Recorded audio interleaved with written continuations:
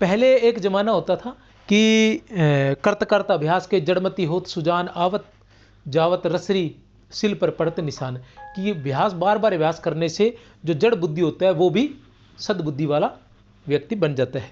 लेकिन अब जो जमाना है, अब थोड़ा अलग जमाना है।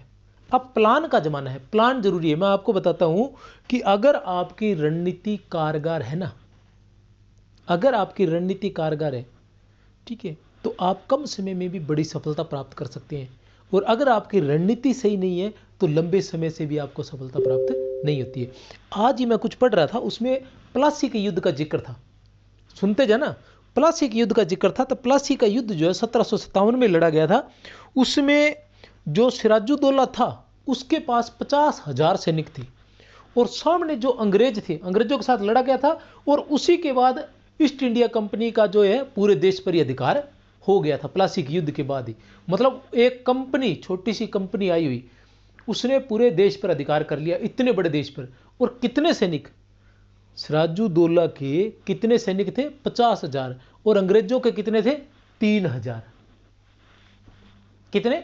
3,000। 50,000 अगर भाग पड़े तो 3,000 का पता नहीं चले कि कहां कौन सा किस तरह से मसला गया।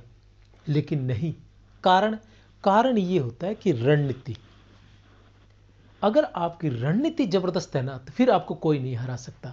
और वैसे मेहनत, हार्डवर्क की बात करते हैं हम, हार्डवर्क जरूरी है, लेकिन अगर हार्डवर्क रणनीति के साथ किया जाए तो 100% सफलता सुनिश्चित होती है। और अकेले हार्डवर्क तो फिर हम मजदूर करते ही है। मजदूर को आपने कभी करोड़पति बनते हुए तो देख लो। एलन मस्क की हम बात करते हैं, एलन मस्क क्या है, ठीक है ना, कभी सुने क्या? और कितने आज की डेट के अंदर कितनी आई है उसकी? कल ही देखा था, कितनी है? 56 लाख करोड़, पता नहीं 46 लाख करोड़, ऐसी कुछ बता रखा था। ये नॉर्मल ऐसे आंकड़े अपने लोगों के लिए, उनके लिए तो कोई आंकड़ा है ही नहीं।